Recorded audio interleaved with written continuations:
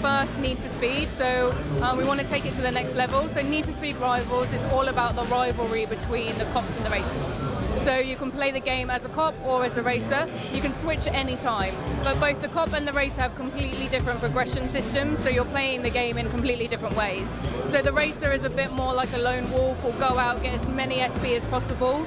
We've got a new system which is a risk and reward system. So the more SP you earn in the game, the higher value you become to the cop.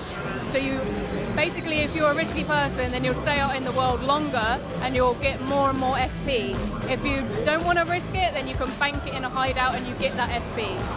For a cop, it's much more about working as a team and basically busting as many races as possible.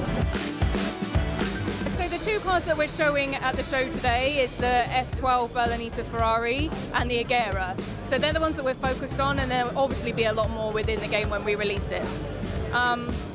The other thing that I wanted to talk about was All Drive, which is our brand new innovation for Need for Speed Rivals. So All Drive is a way to seamlessly play the game. So we're destroying the lines between multiplayer and single player. So I could be in the world doing a race, you could come in as a cop and start doing a chase, and then our worlds can collide. We're in the same world, so then we are essentially having the same experience.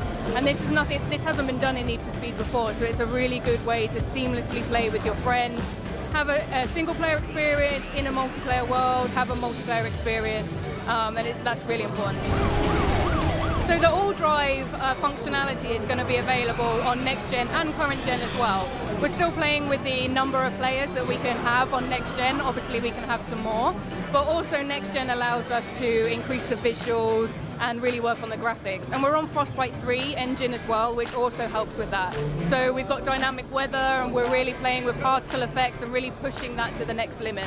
Obviously there'll be some tweaks based on next gen, but we want to keep all platforms as similar as possible, so you've got the same experience.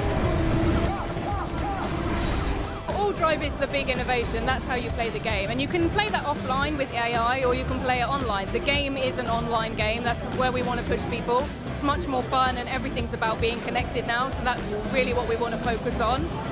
We've also got personalization back in Need for Speed, and there's also weapons. So from a traditional hot pursuit perspective, we're showing cops using EMPs today and spike strips, and much more will come after.